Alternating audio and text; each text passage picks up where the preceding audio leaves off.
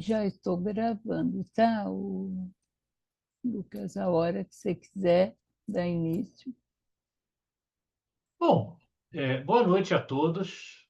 Uma satisfação regressar ao Núcleo Espírita de Filosofia, nosso segundo encontro esse ano, se eu não estou enganado.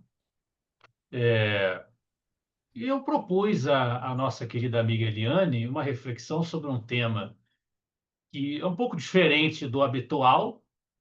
A gente se dedicou a esse assunto num artigo que eu publiquei na revista Horizonte, em coautoria com o nosso amigo Marco Milani, da USE. E também foi um assunto de que eu me ocupei por um trabalho pessoal ainda inédito, que aborda, entre outras questões, esse autor, e é uma comparação entre Charles Fourier e o Espiritismo. E a gente pode, naturalmente, a gente precisa começar uma reflexão como essa se perguntando qual o motivo disso ter algum interesse, né? Por que fazer uma comparação entre Fourier, um autor amplamente desconhecido, e o Espiritismo? Qual a razão de fazer esse esforço teórico, de fazer esse contraste entre essas duas referências teóricas? E, em primeiro lugar, se a gente for consultar naturalmente as obras fundamentais do Espiritismo, boa parte delas, Kardec pouco faz referência bibliográfica, porque ele trabalha com o conteúdo fornecido pelos espíritos e compilado por ele. Então, as fontes do conteúdo, de maneira geral, são os ensinamentos mediúnicos ditados pelos espíritos. Mas na Revista Espírita, a gente encontra um esforço de Kardec em confrontar os referenciais doutrinários com a literatura filosófica e com as manifestações que ele percebia na cultura da época, com os conhecimentos científicos e históricos difundidos na época. Ele usava, portanto, ali uma vasta citação a outros autores, a outros conteúdos, que ele confrontava com o que ele estava descobrindo nas suas investigações doutrinárias. Muitos, muitos, muitos autores são citados na Revista Espírita, e Fourier é um deles. E Fourier aparece várias vezes. Não é que ele basta você abrir uma página, vai estar Fourier ali. Mas se a gente comparar com outros autores, Fourier aparece bastante. Você tem ali pelo menos umas 10 vezes em que o nome dele é citado, a maioria delas en passant. Por exemplo, em dezembro de 1862, outubro de 1868, agosto de 1863, nestas edições da Revista Espírita, a gente encontra Fourier sendo mencionado, mas ele é mencionado, inclusive, como um dos precursores do Espiritismo, um dos autores que antecederam as reflexões espíritas e que, de alguma maneira, anteciparam ideias que o Espiritismo corporificaria. Mas não é explicado detalhadamente por quê, em que medida Fourier teria feito isso nestas citações. Algumas poucas são referências mais longas, mais detalhadas. E aí, de cara, eu já cito essas referências para vocês. Primeira delas, na Revista Espírita de dezembro de 1862, em que Kardec publica uma referência a que um amigo de Fourier, já desencarnado, um amigo de Fourier, envia uma carta para Kardec dizendo que leu alguma coisa da doutrina espírita. Àquela altura, 1862, devia ser o Livro dos Espíritos, o que é o Espiritismo. Ele leu alguma coisa, não fica claro o que ele chegou a ler, e ficou surpreso porque reconheceu as doutrinas de Fourier sobre a reencarnação e sobre o destino da alma humana na doutrina espírita. E queria que Kardec avaliasse por si mesmo se a sua conclusão não era correta. E ele coloca lá um pequeno resumo de algumas visões de Fourier sobre reencarnação e sobre o destino da alma, e Kardec diz, não, realmente, o que está escrito ali é basicamente, com algumas outras escolhas de termos, o que a doutrina espírita diz. Fourier antecipou esses pontos na sua obra. Depois, em 1869, nas edições de março e de abril, a gente tem novamente Fourier sendo apresentado de maneira mais detalhada. E aí, na edição de março, tem duas coisas sobre Fourier. A primeira é uma carta de Fourier, publicada em 1826, né? Portanto, bem antes de Kardec sonhar em começar a desenvolver o seu trabalho de sistematização do espiritismo, em que Fourier aventa a possibilidade de uma comunicação dos espíritos, uma comunicação do mundo espiritual com o mundo material. Fourier sugere que ele acreditava que em algum momento no futuro isso poderia ser possível, isso poderia acontecer. Nessa mesma edição de março, tem também um artigo pequeno escrito com o título Profissão de Fé de um Fourierista, em que Kardec seleciona um trecho de uma obra chamada Cartas do Mês sobre as minhas crenças religiosas, de autoria de Mathieu Briancourt, me perdoem a pronúncia, né? Briancourt, que era um discípulo de Fourier, que escreveu ali algum texto pequeno, também não é nada muito longo, também não se aprofunda muito, escreveu ali a sua visão sobre o mundo espiritual, sobre também a reencarnação, à luz de Fourier. E Kardec conclui a mesma coisa que ele havia concluído quando ele respondeu aquela carta, alguns anos antes.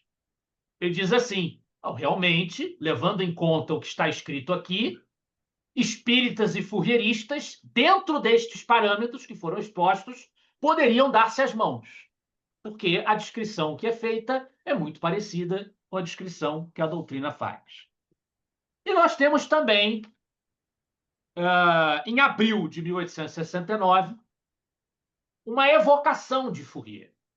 O espírito Fourier, dando um ditado, por provocação de um adepto das suas teses, da sua doutrina, e o espírito Fourier diz que o seu sistema, como tantos outros da história, teve a sua função, cumpriu um papel, e as suas ideias estavam destinadas a serem absorvidas por outros sistemas melhores, fazendo-se ali a depuração dos seus equívocos.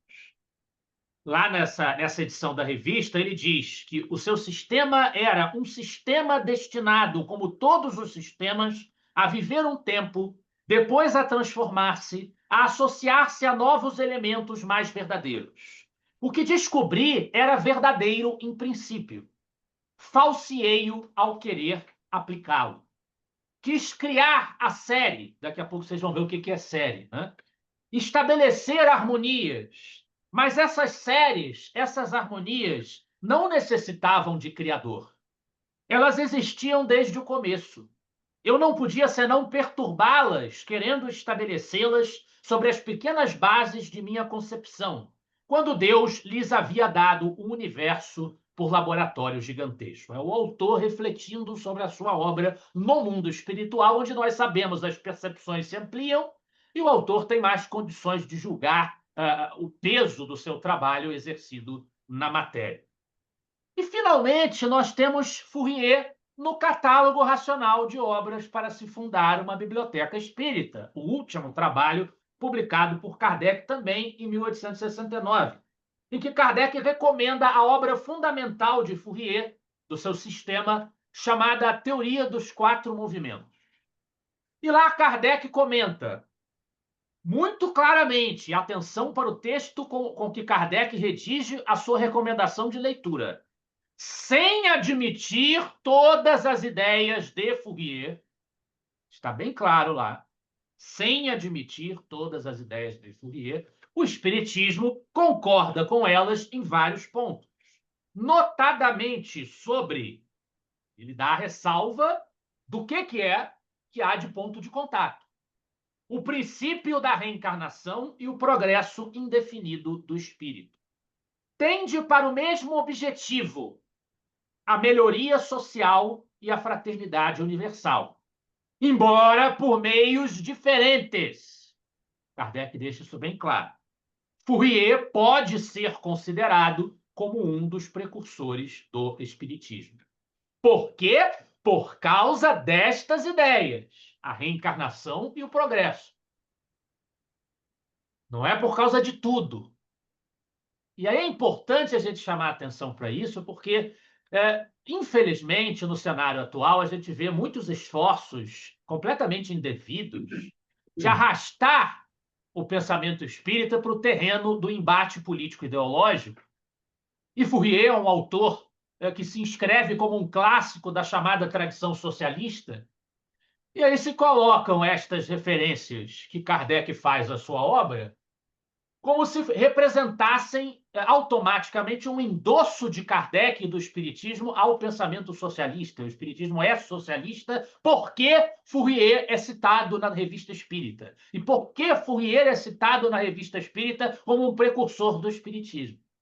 Não é o nosso tema hoje a gente discutir de maneira mais ampla essa relação espiritismo e política, o espiritismo e pensamento político, não é o tema, mas simplesmente a gente poderia responder de antemão a essa associação automática, a esse atrelamento automático, lembrando que a Revista Espírita também cita, desde um autor como Joseph de Maistre, que é um pensador católico ultramontano, que desejava o retorno do antigo regime, até uma Madame de Staël, que era uma liberal girondina, na Revolução Francesa, defendia a tese dos girondinos, até um François Guizot, que Kardec elogia na Revista Espírita, diz que François Guizot era um homem de valor, que era um liberal orleanista francês, defensor da monarquia constitucional francesa, seria um liberal conservador da época, para usar uma terminologia política,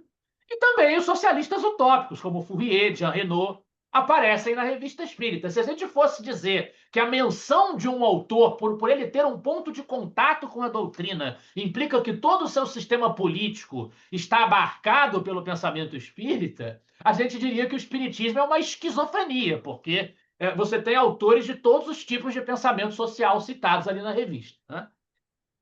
Mas então, o que realmente Fourier pensava? Quem era esse sujeito? E onde estão, de fato, os pontos de contato que podem ser indicados entre a sua doutrina a respeito da reencarnação, a respeito da vida espiritual e o sistema doutrinário espírita? Eu vou me focar em falar para vocês sobre Fourier, porque a gente está aqui no núcleo espírita de filosofia, né? A gente não tem como reproduzir todo o pensamento espírita em cada encontro.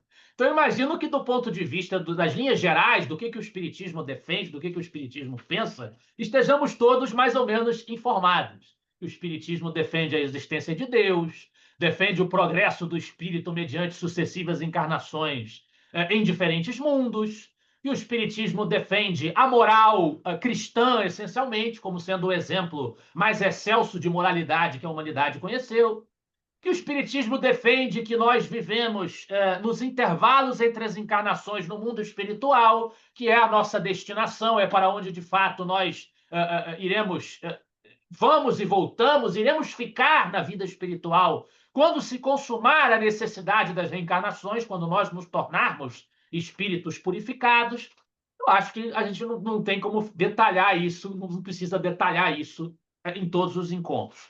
É mais importante para que seja feita uma comparação que o pensamento do Fourier seja apresentado. Então vamos a ele. Quem foi Fourier? Fourier nasceu em Besançon, na França, em 7 de abril de 1772, filho de um homem de negócios, mas que sempre teve muito mais interesse na arquitetura, sonhava em se tornar engenheiro, mas a escola de engenharia militar mais próxima não aceitava quem não viesse de linhagem nobre, que era o caso dele. Então, quando o pai morreu, ele recebeu a herança e começou a excursionar pela Europa.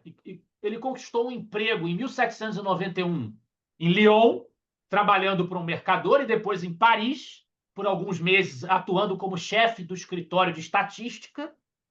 Também exerceu o ofício de caixeiro viajante e escrivão de correspondência, eram os ofícios aos quais ele se dedicava, mas ele não gostava de nada disso. Fourier achava um aborrecimento ele ter que se dedicar a atividades que, na opinião dele, eram medíocres, eram aborrecidas e limitavam o potencial que ele poderia dar à sua inteligência. Então, Fourier, em 1808, publicou anonimamente o seu primeiro livro e o mais sistemático. Todos os outros são mais ou menos incompletos, mais ou menos amorfos. Esse ainda, até o fim, ele foi o livro mais abrangente, mais sistemático que Fourier publicou, que é justamente a teoria dos quatro movimentos e dos destinos gerais, que é o livro que Kardec recomenda que seja lido no catálogo racional para se fundar uma biblioteca espírita. O livro não fez sucesso, no primeiro momento, Fourier não teve os aplausos que ele buscava, mas um patrono teve a sua atenção despertada para aquela obra, chamado Just Mouron, e apoiou o trabalho intelectual de Fourier, que então continuou escrevendo entre 1816 e 1821, a maior parte dos trabalhos dele, e, como eu disse, resultam algo amorfos, algo incompletos, falecendo em 10 de outubro de 1837. Então, portanto, muito antes de Kardec começar o seu trabalho de sistematização do espiritismo. Acontece que, na década de 1830, 1840, depois de Fourier desencarnar, a sua obra ganha um novo pico de popularidade, principalmente devido à atuação de um discípulo chamado Victor Considerant, que faz a militância da obra fourierista.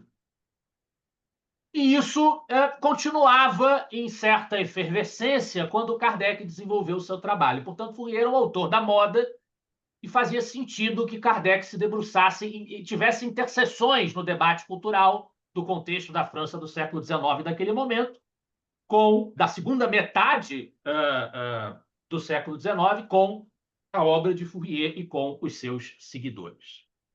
O texto da teoria dos quatro movimentos é considerado um dos marcos fundantes do pensamento socialista. E por socialismo, a gente não deve entender necessariamente o marxismo. Socialismo aí é uma tradição política da modernidade que enfatiza o valor da igualdade, o valor da busca pela criação de comunidades ideais que se entende ser possível realizar e organizar neste mundo. A tradição chamada utópica do socialismo, que é essa tradição a qual Fourier se inscreve, na qual ele se insere, acreditava nisso. Eles eram críticos da violência, da revolta, não defendiam luta de classes, como Marx defenderia depois. Eles defendiam que comunidades intencionais, ou seja, um grupo de pessoas que concordam com as teses deles, se reunissem em separado. Isto no caso de Fourier, no caso de Robert Owen, no caso de Etienne Cabet. Saint-Simon, que também era um dos socialistas utópicos, era um pouco diferente disso, não vem ao caso aqui tratar, mas os outros, em geral, defendiam em essência a mesma coisa, que grupos de pessoas que pensavam como eles se juntassem, se organizassem e edificassem comunidades que funcionariam de acordo com o sistema que eles propunham, que na cabeça deles eram sistemas diferentes uns dos outros, mas cada um deles acreditava que o seu sistema repercutia as leis naturais. Eles tinham um discurso de ordem científica. Fourier dizia que estava revelando uma ciência, e não uma ideologia política, uma filosofia política, e sim uma ciência. Eles acreditavam basear-se nas leis naturais, na ciência natural. E acreditavam que os seus sistemas dariam tão certo, mas tão certo, que o mundo inteiro ia imitá-los pacificamente, sem que fosse necessário, repito, o uso de qualquer recurso violento, de qualquer revolução. E, de fato, o sistema fourierista de comunidade intencional, que era chamado de falanstério, ele foi tentado em vários lugares, principalmente nos Estados Unidos, onde você tem várias comunidades fundadas sob influência do pensamento fourierista. A mais bem-sucedida, o North American Phalanx, o falanstério norte-americano, continuou até 1856, quer dizer, quando Kardec ainda não tinha nem lançado a primeira edição do Livro dos Espíritos, ela parou de funcionar, não conseguiu perdurar por mais tempo do que isso. Mas existe também na França o Faministério de Godin, em Guise, que foi uma iniciativa do industrial Jean Godin, que conseguiu persistir por mais tempo. Ele desapareceu completamente só em 1968, então conseguiu durar bastante, mas sofrendo várias reformulações, várias revisões que já não seguiam tão fidedignamente o sistema do seu inspirador teórico. No Brasil também teve um falanstério, fundado sob inspiração das teorias de Fourier, em Santa Catarina, em 1841, mas que em 1864 já restava só uma família de 6 pessoas, quer dizer, também fracassou. Então, os falastérios, na prática, não sobreviveram ao próprio crescimento, não conseguiram perdurar. Os trabalhadores dentro dos falastérios se queixavam de diversos problemas, baixos salários, em comparação com os funcionários de empresas nos mesmos setores em que eles trabalhavam fora ali do falastério. Então, eles fracassaram. Na prática, o sistema não conseguiu prevalecer como Fourier acreditava que prevaleceria. Mas na doutrina de Fourier, a gente encontra uma profunda hostilidade em relação à Igreja Católica, em primeiro lugar, à religião tradicional, de uma forma geral, também aos costumes sexuais e familiares, como, por exemplo, o casamento. Já vou falar sobre isso para vocês logo adiante. E por isso, muitos dos autores da chamada contracultura nos anos 60, Herbert Marcuse, por exemplo, um dos principais teóricos da chamada nova esquerda norte-americana, enxergaram em Fourier um precursor deles também. Alguém que antecipou as suas teses críticas aos parâmetros culturais, aos parâmetros da civilização, entre os quais se inscreveria a Igreja Católica e, por extensão, se inscreveria a moral cristã. Fourier era um crítico da moral cristã. E fique claro isto desde já. Né? Ele tinha uma profunda aversão também à Revolução Francesa. Apesar da sua crítica ao cristianismo, ele também era crítico da Revolução Francesa. Por quê? Porque os socialistas utópicos, de maneira geral, eram críticos da Revolução Francesa. Porque eles não queriam violência para chegar ao sistema deles. E eles achavam que o recurso à violência não tinha dado no resultado que eles pretendiam que fosse o resultado ideal para a organização da sociedade. Vamos dar uma olhada na teoria dos 4 movimentos. E, mais uma vez, a obra mais sistemática de Fourier e que Kardec recomendava que fosse lida pelos espíritas, que constasse de uma biblioteca de obras para estudar o espiritismo. O que tem ali? Bom, para começo de conversa, Fourier não era... A gente não pode dizer que ele era um autor que tivesse a virtude da humildade. Se a gente for ler o texto dele, não tem como ver o texto como um texto humilde. Afinal de contas, Fourier diz que o seu sistema, a teoria dos 4 movimentos, é o único objeto de estudo que a razão deve sancionar. O único. Ela é o estudo do sistema geral da natureza, um problema que Deus dá a todos os globos para resolver. E seus habitantes só podem alcançar a felicidade depois de resolvê-la. Ele não poderia enfatizar de maneira mais intensa, né, a importância que ele dava ao sistema que ele estava construindo, né, que seria como que um imperativo de Deus, o sistema que ele estava construindo, que todos os seres dos vários mundos habitados, o que já indica que Fourier acreditava em outros mundos habitados, então ele admitia a pluralidade dos mundos habitados, que é um princípio doutrinário espírita. Ele dizia que Deus determinava que as humanidades dos diversos mundos chegassem àquele conhecimento e ele era a pessoa responsável por trazer aquele conhecimento ao mundo terreno, ao planeta Terra. Ele dizia que a maior parte das inteligências humanas não havia alcançado esse grande conhecimento que a teoria dos 4 movimentos representaria, interrompendo o seu conhecimento em um dos movimentos apenas, que é o movimento que Fourier chamava de material, cujas leis foram reveladas por Isaac Newton e Leibniz, são os autores que Fourier cita na teoria dos 4 movimentos. E ele diz que mais de uma vez na sua obra ele teria a chance de criticar esse lento desenvolvimento da inteligência humana. E falava ainda que a sua obra ela ia demonstrar a ignorância política do homem civilizado e a estupidez dos filósofos. Todos os filósofos, para ele, eram estúpidos perto da revelação que ele estava trazendo, que não fizeram nada para procurar qualquer arranjo melhor para a união dos sexos e a troca de produtos industriais, né? E mais adiante ele diz: no decorrer da leitura, deve-se ter em mente que, devido ao fato de que a descoberta que o livro anuncia, né, a teoria dos 4 movimentos, é mais importante por si mesma do que todas as que o trabalho científico já fez desde o início da raça humana civilizada, as pessoas devem doravante se preocupar com apenas um debate: se eu, Fourier, realmente descobri a teoria dos 4 movimentos.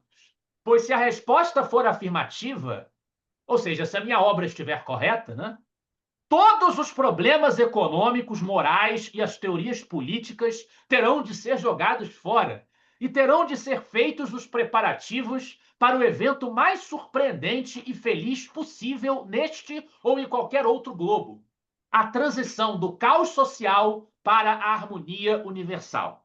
E Fourier termina já na segunda parte do trabalho dele, ele coroa essa autopromoção que ele faz o tempo todo no texto da seguinte maneira: antes de mim, Fourier, a humanidade desperdiçou vários milhares de anos em uma luta tola contra a natureza. Eu sou o primeiro a ter dobrado o joelho diante dela, estudando a atração, o instrumento de seus decretos.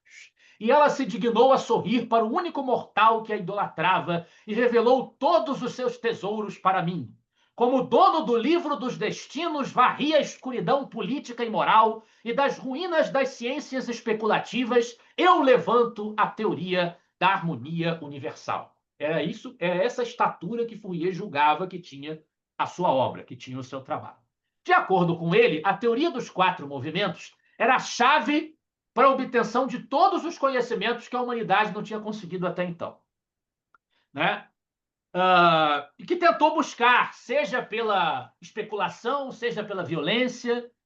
Tudo isso era vão, porque primeiro seria preciso identificar a irracionalidade, o absurdo por detrás das principais instituições e costumes que a civilização havia consagrado, que tinham chegado a um estado lamentável no que Fourier chamava de civilização industrial, que é a civilização depois da Revolução Industrial e das revoluções liberais. Para ele, aquilo era o estado mais lamentável que a humanidade poderia estar, presa a certos dogmas que a civilização industrial incrustava, que eram de bases artificiais de criação humana e contrariavam as leis de Deus. E Fourier acreditava em Deus. Inclusive, ele dizia que uma das idiotices era o ateísmo, né? Os ateus eram inerentemente estúpidos, porque é preciso que haja Deus, e nesse ponto, evidentemente, na adoção da ideia de Deus, já podemos identificar uma afinidade com o pensamento espírita, por óbvio. Muito bem. Então, Fourier também afasta das suas reflexões, como eu disse, a ideia dele era fazer um sistema pacífico. Ele diz que ele não quer se meter com nenhuma igreja, com nenhum sacerdócio, com nenhum partido, ele não quer assumir um posto no Estado, ele não quer estar em governo nenhum. A ideia dele não é essa, é promover, através da revelação de uma nova ciência, que é a teoria dos 4 movimentos, a reforma social por vias pacíficas. De acordo com o sistema de Fourier, todos os destinos, todos os movimentos, que é uma palavra muito importante no sistema dele, né? A teoria dos 4 movimentos não é à toa, todos os destinos e rumos e movimentos do universo se desenvolvem em consequência das leis matemáticas, que são criação de Deus. A matemática é uma coisa importante demais no pensamento de Fourier. Tanto que tudo ele tenta classificar em números. As 16 ordens de paixões, os 4 movimentos, as 7 categorias disso e daquilo. Ele mexe com números bastante, porque ele tem uma visão muito matemática do universo, né? E o movimento, os 4 movimentos, quais seriam? O movimento social, que seria aquele que envolve a sucessão de organizações sociais em todos os mundos, não só na Terra, como vão evoluindo, como vão se transformando as organizações da sociedade.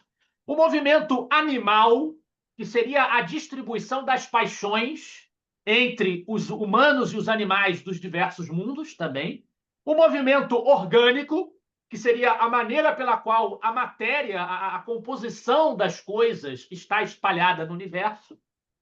E o movimento material, propriamente dito, que a gente já fez referência, né, que Leibniz e Isaac Newton teriam sido os grandes sistematizadores desse movimento material, o único que a humanidade tinha tocado com o um mínimo de respeitabilidade na visão de Fourier, que envolve principalmente a lei da gravitação. Seriam os movimentos de gravidade, a vigência da lei de gravidade no universo. Depois, Fourier acrescentou um quinto movimento, que é o que ele chamou de movimento aromal, que seria o sistema de distribuição de sabores conhecidos ou desconhecidos que controlam os homens e os animais, formam as sementes de ventos e epidemias, governam as relações sexuais dos planetas. Eu já vou explicar por que ele diz isso. Né? Sim, Fourier acreditava que havia relação sexual entre planetas. Era nesse nível a invenção do sistema dele. Né? E fornecem as sementes das espécies criadas. Seria um outro movimento. Mas todos esses movimentos são regidos por três elementos, três princípios constitutivos da natureza. Não é Deus, espírito e matéria, como o Livro dos Espíritos prescreve. Na visão de Fourier, seriam Deus, a matéria e a justiça das regras matemáticas. Ele nem coloca a alma como algo separado, porque a visão dele de alma é uma coisa um tanto materializada, como a gente vai ver. Né? Ele não faz uma distinção, que no espiritismo fica mais clara, entre o espírito em si, a alma em si, e o perispírito, que é o seu invólucro fluídico semimaterial. E Fourier não tem isso tão claro. Né? Tanto é que ele não colocou o espírito como um elemento do universo. O elemento do universo para ele é Deus, a matéria e a matemática. Isso são os elementos do universo. Tal a importância que ele dava à matemática. E Fourier dizia que Deus sempre modificava as coisas no universo, obedecendo às leis da matemática, que eram as leis que garantiam a perfeição da sua obra. Né? E, através dessas leis que Fourier julgava conhecer em profundidade, ele se julgava capaz de associar o comportamento dos astros, das coisas, dos homens, dos animais a essas leis matemáticas, e ele achava que com isso ele poderia prever, ele poderia dizer o que aconteceu e o que vai acontecer com todos os planetas do sistema solar, né, no Sol e até em outros mundos da galáxia, com base nessas leis matemáticas, e de que forma os diversos astros estariam ligados à vida humana e à vida animal. Isso porque, de acordo com a teoria de Fourier, a alma humana, em uma sucessão de reencarnações, voltaria a viver na dimensão material vinculada a corpos que habitam os diversos mundos, não só na Terra. A evolução da alma humana na Terra, de acordo com Fourier, ao longo de um período de 80 mil anos, que é o que ele abarcava, previsivelmente se dividiria em 4 períodos, 2 fases de ascensão e 2 de decadência. Então, no sistema de Fourier, existe retrocesso, existe declínio na evolução do planeta. Ele vê dessa forma. Não é apenas progresso, existe declínio. E a civilização seria um estágio de declínio, que precisa de uma ascensão que viria na sequência, e que o sistema dele permitiria que se viabilizasse. Toda a criação divina na Terra, na visão de Fourier, para explicar aquela questão de relações sexuais de planetas, né? Por mais louco que nos pareça hoje uma proposição como essa, né? Mas para explicar aquilo, Fourier dizia que toda a criação divina na Terra funcionaria pela conjugação de um fluido boreal, que vem do norte do planeta, e que teria uma polaridade masculina e um fluido do sul de inclinação feminina, fazendo da ordem planetária uma imagem sexual. As energias do planeta fazem com que o planeta viva e exista como se fosse uma relação sexual entre os polos do planeta. E os planetas fariam isso também uns em relação aos outros. Por isso que existe a ideia de Fourier de uma relação sexual entre os planetas. E ele faz previsões, que eu não vou me alongar nessas previsões, mas ele faz previsões as mais insanas. Por exemplo, ele diz que quando a Terra tivesse 2 bilhões de habitantes, o que ele achava que não ia acontecer em menos de um século, a temperatura do planeta ia melhorar, que na opinião dele a temperatura do planeta estava ruim, né? Não sei qual é o parâmetro para dizer que a temperatura do planeta estava ruim, mas ele achava que estava ruim. Então, ele diz, a temperatura vai melhorar, né?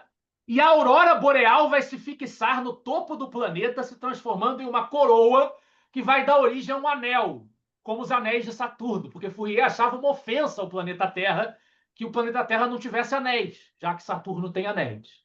Então, todos os mundos têm que ter anéis em algum momento da sua evolução. Portanto, o nosso anel vai aparecer e ele vai ser uma transformação da aurora boreal. Um exemplo apenas das criatividades do Fourier que ele propõe no sistema dele. Ele fala que Deus criou na Terra 16 espécies de homens, 9 na Europa, 7 na América, né? Que os primeiros homens criados por Deus eram capazes de organizar a sociedade dentro das séries progressivas. Aí vem a ideia de série, que o espírito Fourier comenta na Revista Espírita. A gente pode explicar do que é que se trata isso, muito resumidamente. Fourier acreditava que é uma idiotice humana, é uma idiotice do período de civilização. O homem começa numa idade de ouro, chamada hedonismo, ele tira naturalmente o termo da ideia de Jardim do Éden, passa pela etapa da selvageria, pela etapa do patriarcado e chega na civilização. A civilização ou sociedade moderna é um estágio da sociedade em que a economia está baseada na relação entre capital e trabalho, na compra e venda de bens, e que chega ao seu ápice com a Revolução Industrial. Essa é a leitura de Fourier. Nesse momento, existe uma coisa boa na civilização, que é o desejo de buscar melhorias na vida, a ambição por uma organização social melhor existe, mas a organização social vigente é desastrosa. Por quê? Porque ela vai na contramão do que Fourier considerava a coisa mais importante na relação humana, que são as paixões. Para Fourier, é um erro do cristianismo, é um erro da tradição, das mais diversas tradições religiosas, a defesa de que o homem deve disciplinar, ordenar as suas paixões. Ele acha que a paixão é o móvel do desenvolvimento humano. Que se Deus quisesse que a paixão fosse suprimida, ele não a faria tão forte. Essa é a leitura fourierista. Então, Fourier acreditava que o homem deveria se permitir guiar pelas suas paixões, muito mais do que apenas pela sua razão. Isso, inclusive, do ponto de vista sensual, o que faz com que Fourier, por exemplo, seja contra o casamento. Ele acha o casamento uma castração da inclinação natural do ser humano. Para dar mais um exemplo do que para nós soaria como uma bizarrice, né? Ao invés de uniões monogâmicas, Fourier defendia que no período seguinte da humanidade as relações amorosas se dariam da seguinte maneira: haveriam vários graus de união amorosa, sendo os 3 principais favoritos e favoritos titulares, copais naturais, maridos e esposas. O último destes deve ter pelo menos 2 filhos juntos, o segundo apenas um e o primeiro nenhum. Ou seja, os homens e as mulheres poderiam ter vários parceiros ao mesmo tempo, cada um com uma condição, um título diferente. Um é o amante, o outro é um copai, uma comãe.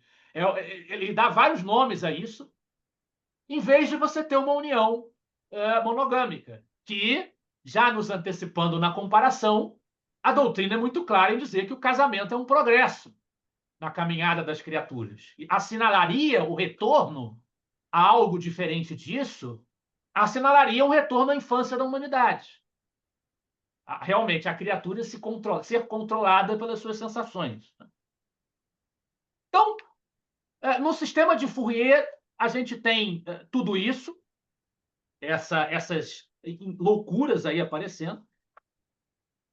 Do ponto de vista moral, Fourier acreditava que o homem deveria ser regido pelas suas paixões, que essa seria a fórmula superior, e as séries, o que ele chamava de séries progressivas ou séries passionais, se dá porque Fourier acreditava que as paixões se manifestam de maneira diferente entre as pessoas. Tem pessoas que têm mais paixões de determinado tipo, o que leva essas pessoas a terem determinadas inclinações ou preferências, né? E tem pessoas que pertencerão a outra categoria, que terá outro tipo de paixões, outro tipo de pendores. Então ele queria que a sociedade se organizasse de modo a que essas paixões que são compatíveis se ligassem trabalhassem em conjunto, montassem associações que ele chamava de séries.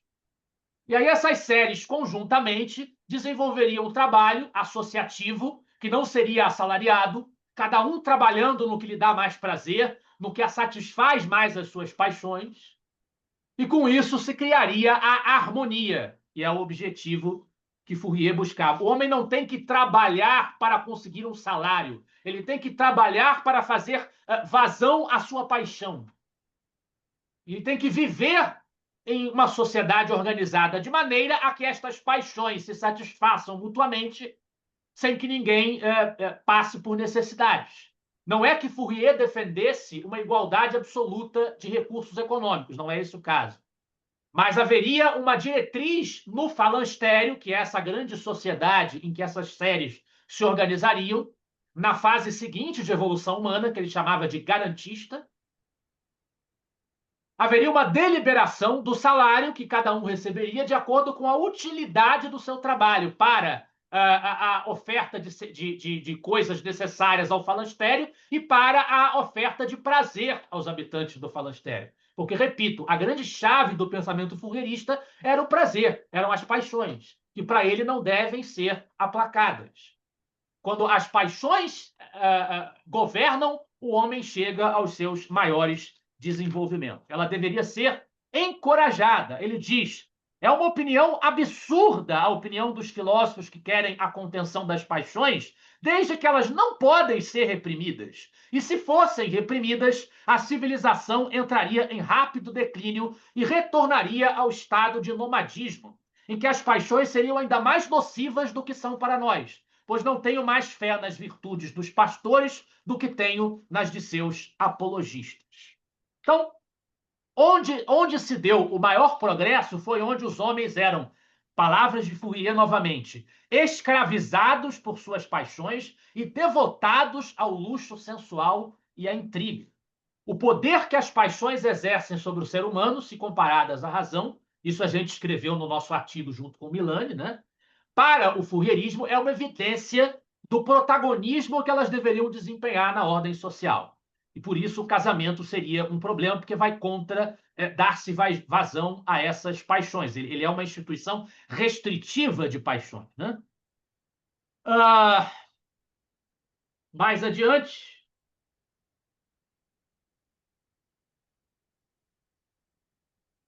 Fourier diz, como eu já falei para vocês, ele fala da reencarnação, ele fala da vida em diferentes mundos, e a vida em diferentes mundos segue essas diversas etapas, né?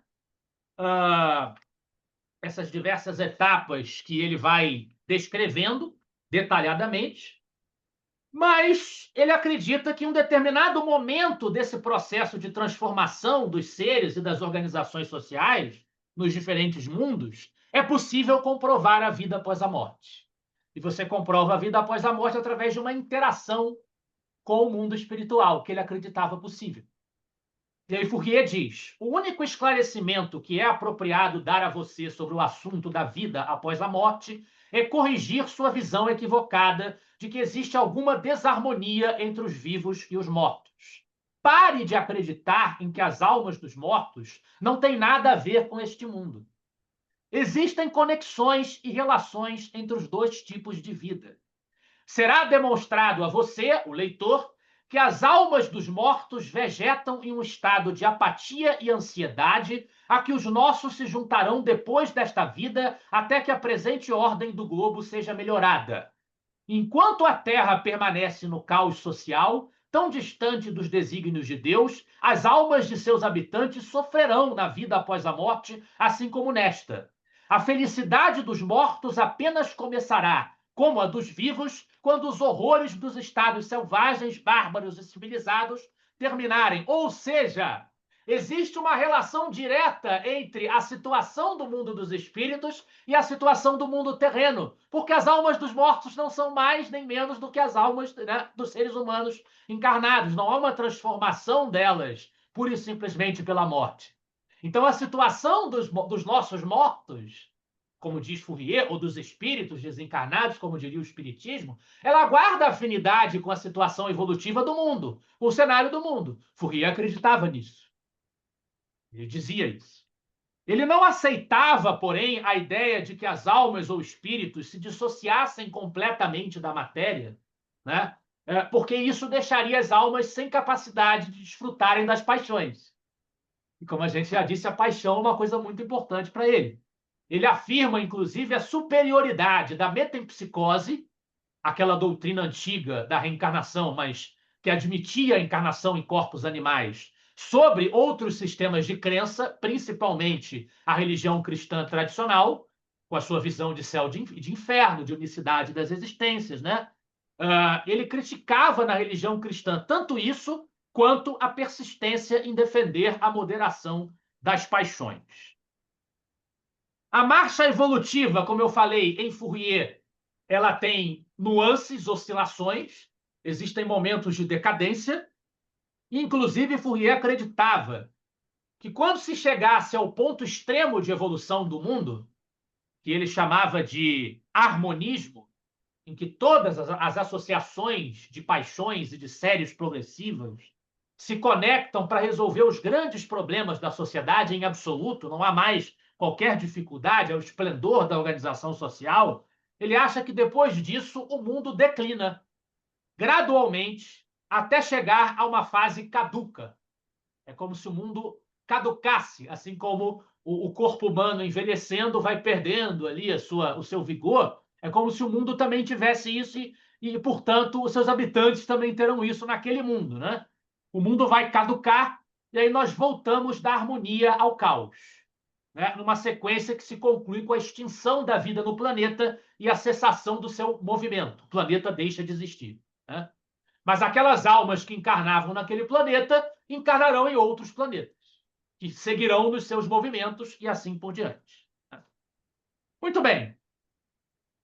Feita esta apresentação, podemos fazer uma comparação entre o Espiritismo e o sistema de Fourier para identificar o que tem nele que de fato chamou a atenção de Kardec, e Kardec achou que era parecido com o Espiritismo, e o que é que não é parecido com o Espiritismo. É possível, essa foi a conclusão a que nós chegamos na comparação, nós identificarmos semelhanças claras entre Fourier e o pensamento espírita. O reencarnacionismo é a mais óbvia e a mais importante delas, né? Bem como a crença em que a reencarnação não acontece apenas aqui na Terra, mas acontece em diferentes mundos. Os dois sistemas também estão de acordo quando eles dizem, tanto o espiritismo quanto o fourierismo, que as reencarnações nos diferentes mundos não se dão ao acaso, mas obedecem a uma sequência de etapas de desenvolvimento, tanto dos indivíduos, que nós vemos didaticamente expressa na escala espírita, os espíritos progridem de imperfeitos, se tornam bons, se tornam puros, quando atravessam essas etapas. E nos mundos também, didaticamente, nós temos uma classificação em o Evangelho segundo o Espiritismo. Os mundos primitivos, os mundos de provas e expiações, os mundos de regeneração, os mundos ditosos e os mundos perfeitos. Mas reparem que a classificação que Kardec nos oferece, que os espíritos superiores nos oferecem, é uma classificação didática, uma classificação bastante generalista e que se prende aos contornos gerais da moralidade desses mundos. Passa muito longe dos detalhes, das minudências que Fourier achava que ele era capaz de falar sobre os vários planetas, sobre os vários mundos, com base nas leis matemáticas que ele deduzia. Passa muito longe de ser tão minucioso assim. A proposta doutrinária é muito mais modesta, ela passa ao largo de dar detalhes da matéria desses mundos. E Kardec diz claramente que isso é assunto da ciência. A gente não vai trazer aqui detalhes porque não é da competência e do espiritismo trazer definições nesse departamento, não é a tarefa da doutrina espírita fazer isso. Também na obra de Fourier, a gente tem uma antecipação das relações entre os mundos físico e espiritual, que é o alicerce do sistema espírita, da nossa doutrina, né? Que traria isso de maneira muito mais explícita através da mediunidade, através da comunicabilidade dos espíritos. tanto o Espiritismo quanto o Fourier não postulam a igualdade absoluta das riquezas, né? Tanto um quanto o outro não acredita nisso, enfatizando a inevitabilidade das diferenças entre os indivíduos. Isso a gente encontra em O Evangelho segundo o Espiritismo, no capítulo sobre não servir a Deus e a Mamon, analisando as riquezas. A gente encontra na Lei de Igualdade do Livro dos Espíritos também essa afirmação de que são sistemáticos, cheios de inveja, os que propõem a igualdade absoluta das riquezas, a equiparação econômica de todo mundo. Em en passant, na Revista Espírita, a gente encontra também algumas abordagens que vão nesse mesmo sentido. Tanto um quanto o outro são pacíficos. Kardec não propõe nenhuma revolução, no sentido político do termo. Fourier também não. Né? Ok. Então, nesses pontos existem associações que a gente poderia reconhecer, existem semelhanças que a gente poderia reconhecer entre o sistema espírita e o sistema fourierista.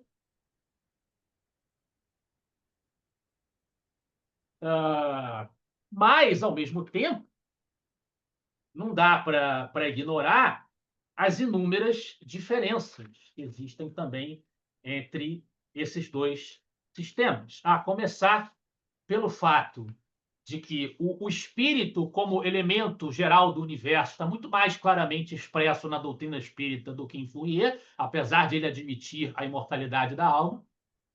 O fato de que o espiritismo ele consagra a moral cristã, ele consagra a moralidade evangélica, e, portanto, ele não recomenda que o ser humano dê vazão aos seus instintos, às suas paixões. Ele recomenda que o homem tente domar as suas imperfeições, que o homem discipline as suas imperfeições. O espiritismo reconhece no Cristo o espírito portador de uma mensagem sublime, de uma moralidade que jamais foi igualada, que jamais encontrou competição na mesma estatura, na trajetória da civilização. O Espiritismo tem uma visão do progresso dos mundos que não admite o mundo vai ser destruído um dia pela força das coisas, será. Mas isso não significa que a civilização naquele mundo vai caducar, que chegou-se ao mundo perfeito, o mundo perfeito ele se tornará um mundo primitivo novamente. Não é assim que funcionam as coisas. Então, existem diferenças claramente do ponto de vista moral e claramente também nos detalhes, nessa precisão material com que Fourier pretende descrever o comportamento do universo, dos mundos, e, obviamente, também não há nenhuma necessidade em o Espiritismo subscrever todas essas invencionices que Fourier traz sobre a aurora boreal se transformando num anel, sobre a relação sexual entre os planetas. Obviamente, não há nada nisso aí que case, né, o Espiritismo com esses sistemas. Então, o lugar de Fourier é o lugar de um autor que teve o mérito, e Kardec reconhece a ele esse mérito, ele teve o mérito de antecipar, principalmente, a reencarnação para o progresso, tal como o Espiritismo a apresentaria, a reencarnação em diferentes mundos, e também, em certa medida, ele antecipou a emergência da mediunidade, que, embora sempre tenha existido, desde que há ser humano na Terra, ela foi observada de maneira mais patente e objetiva a partir do advento do espiritualismo moderno. Em 1848, com as irmãs Fox, e tendo prosseguimento com a sistematização que lhe foi dada por Kardec. De maneira que, por óbvio, é esse o mérito que Kardec reconheceu em Fourier, e naturalmente foi por isso que Kardec recomendou, na época que Fourier fosse lido. Também por ser um autor que tinha uma expressão maior naquele momento, hoje, como eu disse a vocês, é muito pouco citado, muito pouco conhecido, estava na crista da onda e havia muitos adeptos do pensamento de Fourier que estavam se interessando pela doutrina espírita. Então, Kardec fez esse diálogo e apontou para essas parecenças, para essas semelhanças, reconheceu-lhe o pioneirismo, mas foi bem claro, sem admitir todas as suas ideias. Que há, talvez, se a gente fizer uma mensuração na teoria dos 4 movimentos, talvez os 90% do livro não tem nada a ver, nada a ver com o espiritismo, com as preocupações da doutrina espírita. Mas aqueles pontos em que Fourier foi feliz e antecipou o pensamento espírita são pontos centrais do pensamento espírita. Daí essa postura que Kardec assumiu diante desse autor, que, como espírito, a Revista Espírita demonstra, como espírito, ele mesmo reconheceu as limitações do seu próprio sistema. Ele disse: eu tentei criar as séries, criar as harmonias. Como? Criando essas organizações artificiais, os falanctérios, onde as paixões se associariam, as criaturas semelhantes estariam unidas. Mas nós sabemos perfeitamente que os mundos já são isso. Os mundos já reúnem os espíritos que estão num patamar evolutivo comportado por aqueles mundos. E no mundo espiritual, quando desencarnados, mais ainda, os espíritos se associam pelas suas afinidades. Então não há que um sistema artificial criar essa associação. Ela já existe no universo, já é obra de Deus. Então Fourier pretendeu fazer o que Deus já havia feito, ele achava que faria melhor. Ele reconheceu isso como espírito que estava enganado sobre esse aspecto. Foi o que ele conseguiu dizer na sua comunicação mediúnica que Kardec publica na Revista Espírita. Isso também é um convite para que esforços parecidos com esse sejam feitos em relação a outros autores que são citados ali na Revista Espírita, com que Kardec trabalhou, para nós entendermos melhor o contexto em que Kardec fez referência a esses autores, e que isso nos mostre o espírito de abertura intelectual que Kardec tinha no trabalho dele, de consultar, repito, autores os mais diversos, com posições as mais diversas, e encontrar ali pontos de aderência, de antecipação, de compatibilidade com o espiritismo, o que jamais deverá significar que o espiritismo esteja escravizado ou submetido aos parâmetros da teoria de qualquer um deles individualmente, como se nós precisássemos comprar pacotes. Então, com isso, eu encerro essa fala e aí abro para vocês se manifestarem. Tem alguém que já falou aqui, Rudi Maia, tem aquela menção às analogias, caminho seguro para descobrir a verdade, que talvez fosse também o interesse de Kardec. O que você quis dizer com isso?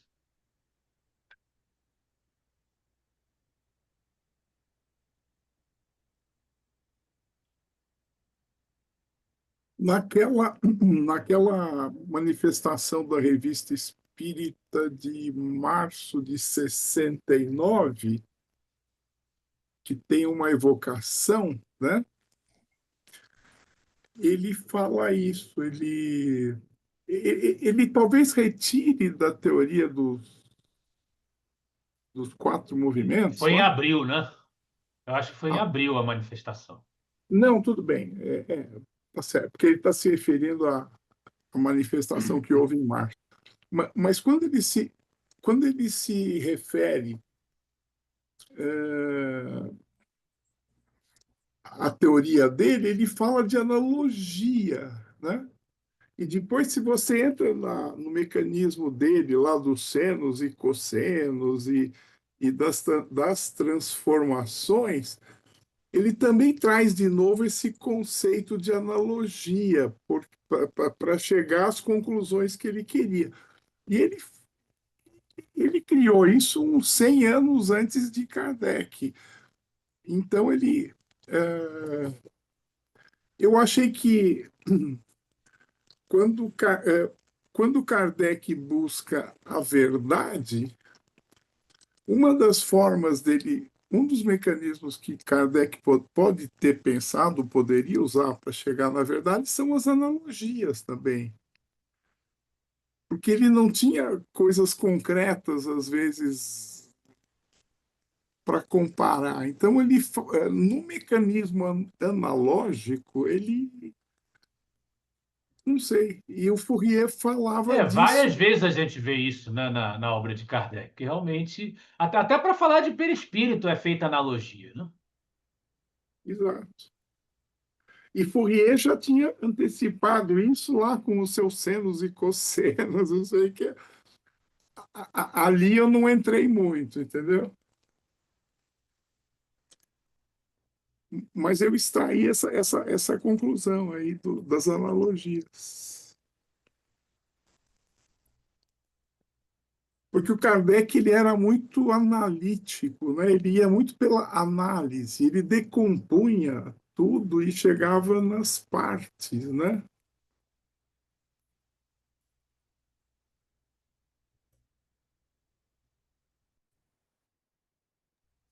É que eu acho que Mas você está falando do Jean-Baptiste Fourier, que foi um matemático e físico francês, não é isso? Porque tem outro Fourier, que é um matemático e físico francês. Ele trabalhou com isso. Apesar de o Charles Fourier também trabalhar muito com matemática, né? Mas Mas tem esse. o Jean-Baptiste Fourier também, não Não, seria não, não, esse? não, não. Não, eu sei, mas veja, se você voltar lá na revista Espírita, você vai ver que o espírito lá era o JG, que ele falava, e, e o CH Fourier, quer dizer, é o Charles, não é o É o Jean-Baptiste. Charles, exatamente. É. O espírito é o Charles. É, a menção é ele. E, inclusive, ele falava: duvidais, dizei vós, meu amigo, lá, não sei o que, ele entra nisso. Ele entra na dúvida, ele traz um conceito aí de. Não sei. Eu achei, o que eu tirei quando eu conheci esse assunto foi a parte da analogia. E aí É porque a você entra. ideia, eu estou te perguntando isso, porque a ideia dos senos e cossenos, a ênfase nisso, é do outro Fourier. No Charles Fourier, não me lembro. Ele fala muito de matemática, mas eu não me lembro dele falar disso lá. Não estou lembrado. O outro, sim, o outro trabalha isso. O JB, né, Fourier, na verdade. Jean-Baptiste Joseph Fourier. Mas eu não pensei nele nessa hora.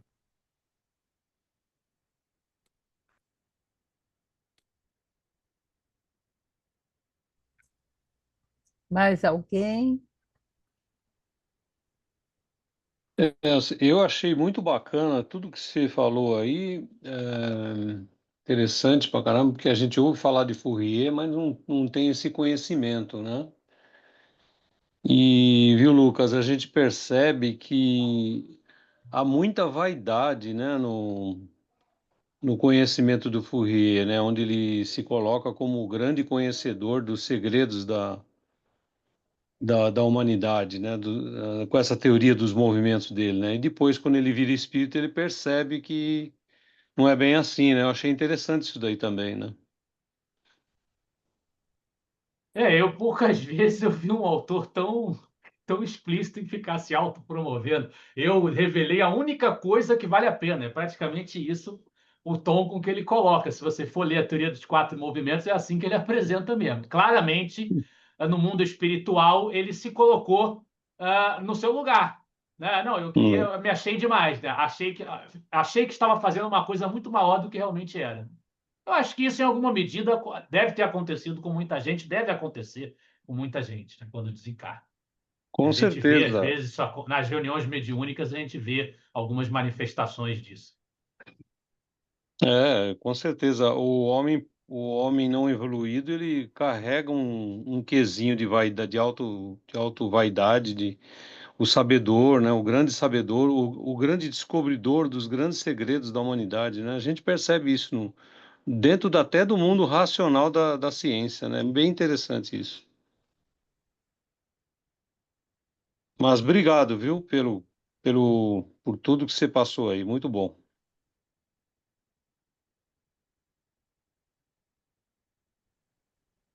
Miriam? Eu ainda estou pensando por que Kardec se refere a ele, e tentando realmente ver aonde que está a proximidade da doutrina com o Fourier. E se o Kardec não pegou o Fourier para que a gente lesse o Fourier e percebesse que a doutrina, ou que o Fourier como é que fala? Enfatiza determinadas coisas, várias coisas, que na doutrina não tem esse ênfase. Então, para ver o contraste entre um e outro, que eu consigo ver o contraste, mas a aproximação para mim está meio complicada, entendeu? Eu até percebi alguma coisa, eu acho que tem muito mais contraste do que aproximação. Então, eu fico pensando qual é que realmente foi a intenção do Kardec em apresentar isso, entendeu? Essa intenção dele trazer isso aí, não sei se foi para apresentar o contraste, se foi para, como estava lá na época, era uma literatura da época, né? Um pouco antes, mas enfim, estava lá. E eu estou ainda na dúvida, realmente eu não sei qual foi a intenção real do Kardec de trazer isso aí. Eu entendo o seu Contraponto, né? incômodo. Eu entendo o seu incômodo, porque realmente, assim, a maior parte do livro você fica sofrendo para terminar por causa da quantidade de absurdos que tem ali, né? Pelo menos do meu ponto de vista, pode ser que alguém pense diferente lendo a teoria dos quatro movimentos, mas realmente gera um incômodo na gente aquilo ali. A maior parte do livro parece que não tem utilidade nenhuma, assim, do ponto de vista prático, teórico, científico. Mas eu acho que passa pelo meio, pela época de Kardec, é um autor relevante na época, Sim. e as pessoas que seguiam as ideias dele estavam se interessando pelo movimento espírita. E por esses pontos, realmente são esses pontos. É a reencarnação em diversos mundos, que é um outro passo, né? Você reencarna não só na Terra, você reencarna em todos os planetas, né? E a mediunidade, a possibilidade de haver um contato entre os mundos e algumas descrições. E aí, se você for ler na Revista Espírita, e alguns desses artigos que eu citei, que Kardec fala da carta que ele recebeu de um fourrierista, Kardec fala de um trecho de um livro de um discípulo do Fourier, o Briancourt, né? As descrições que esses sujeitos fazem, elas deixam de fora quase todos esses pontos que eu citei para vocês, a questão das paixões, a questão, né, de combater o casamento, a questão da aurora boreal, deixa tudo isso de fora e dão só descrições que realmente, se você ler ali, eles só pegaram os pontos que realmente batem com a doutrina, que realmente parece que ele está descrevendo a escolha das provas, a erraticidade, a reencarnação. Eles ficaram só com os pontos que interessaram para fazer a comparação. Aí Kardec pega esses textos e fala: não, realmente, o que vocês estão descrevendo aí é exatamente a mesma coisa que a doutrina descreve.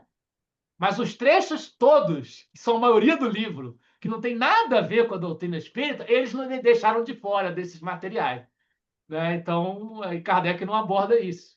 Ele diz no Catálogo Racional: bom, o Espiritismo concorda com esses pontos, mas não admite todas as ideias dele. Eu acho Então, que admite por uma isso parte pequena. Né? Eu concordo contigo, eu tenho o mesmo incômodo, mas Kardec era muito diplomático algumas vezes. Né? Ele por foi isso, diplomático com o Rustem, né? Ele foi diplomático com o Rustem, ele elegantemente ele denunciou a prolixidade dos quatro evangelhos, mas com a máxima elegância possível ele fez isso. Então, eu acho que Kardec era muito diplomático. Eu acho que ele, em parte, ele também foi diplomático na abordagem dele de Fourier. por isso que eu entendo que talvez a intenção dele fosse realmente essa, botar esse contraponto. Tá bom, eu concordo com isso, mas toma cuidado com o resto, entendeu?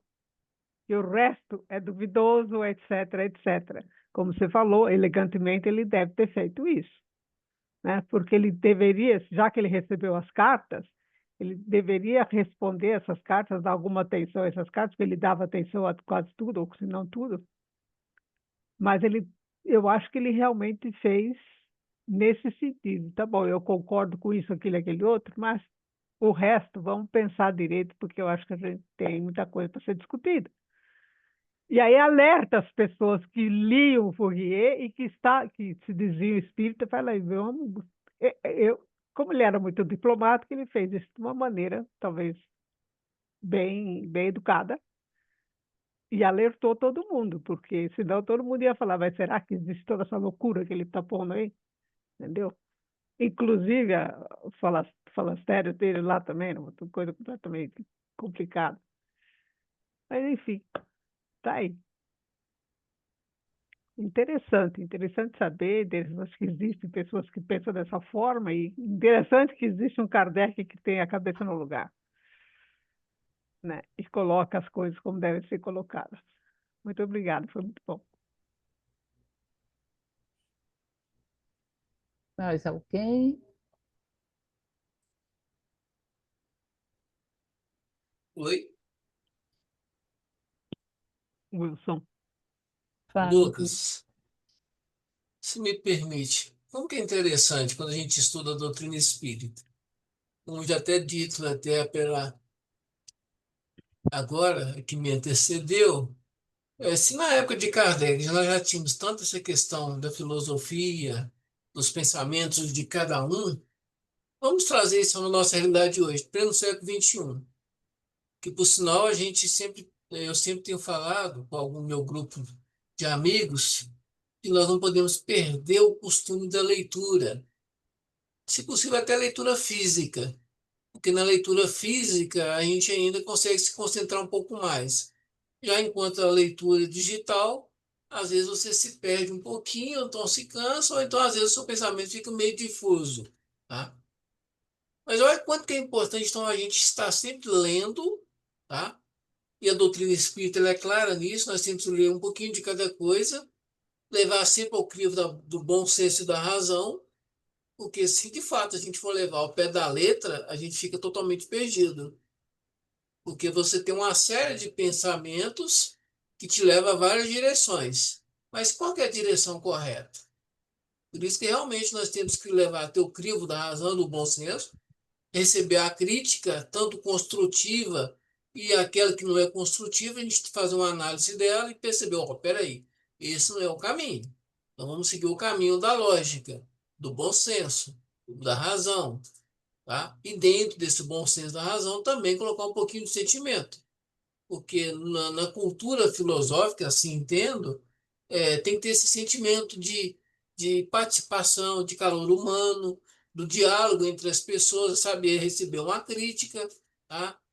Saber levar também, e ao mesmo tempo também saber ceder um pouquinho, porque como você mesmo disse, Lucas, quando o Kardec, então, pegou a parte que realmente fazia condição com a doutrina espírita, ele respondeu conforme aquele entendimento.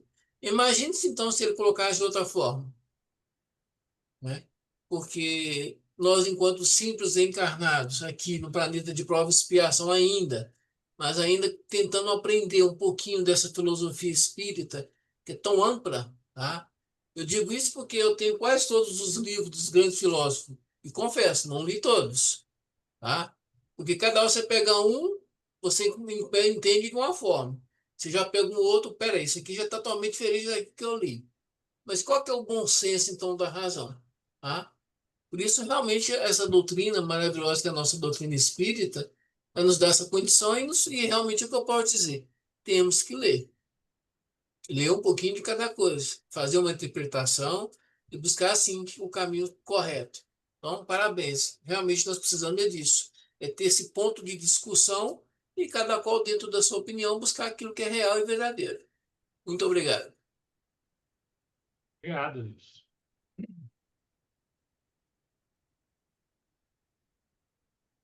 Mas eu acho que é isso mesmo, né, Lucas? Na hora que Kardec pediu para a gente ler esse livro, né? Foi essa informação que você trouxe, né? Eu acho que aí é para você refletir mesmo e tirar, fazer os contrapontos mesmo, né?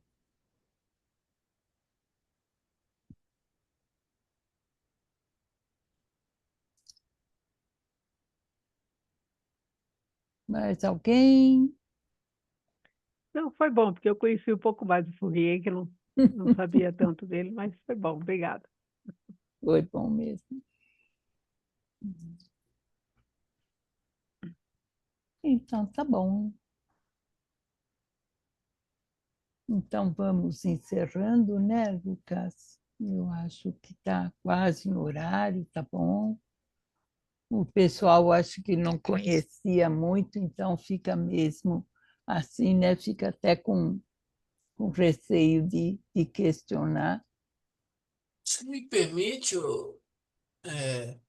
Lucas, me coloca no grupo o nome do livro. Eu confesso, eu não li, não conheço, tá? Mas me despertou um pouquinho a curiosidade que eu quero ler, sim. Eu quero realmente contemplar um pouquinho com aquilo que eu já conheço, dentro da filosofia. Livro do Tá? Fourier, Isto. boto lá. Bom, eu mando para a Eliane, né? Isso, faz essa gentileza.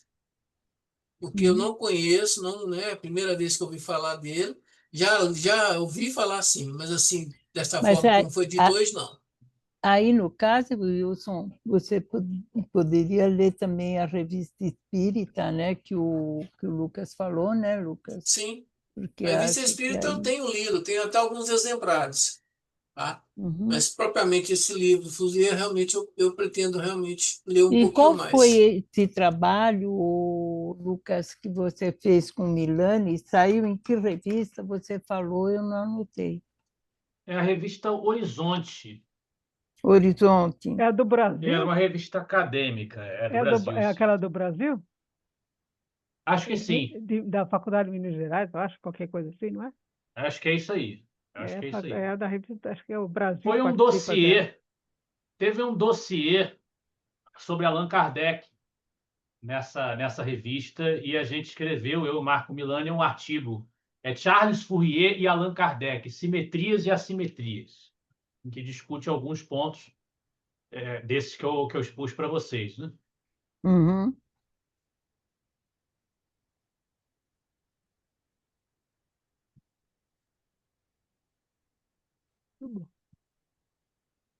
Que aí a gente vai atrás também. Muito bom, Lucas.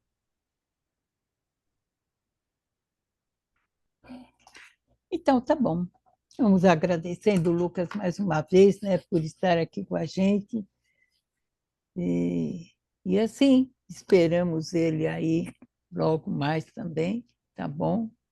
Um abraço para todo mundo, um abraço para aqueles que participaram aqui do nosso encontro, agradecendo a todos, né? E agradecendo também ao NEF por nos dar este tempo de estudo, esse espaço para a gente se formar um pouquinho mais. Obrigado, Lucas. Obrigado a todos. Obrigado. Boa Obrigado, noite. Eliane. Obrigado, Foi muita muito paz a bom. Até a todos. Boa próxima. noite. Boa Obrigado a noite. todos. Um abraço para todos. Boa Também. noite. Tchau, Boa tchau. Semana a noite. todos, tudo de bom. Um Boa abraço. semana. Uma boa semana.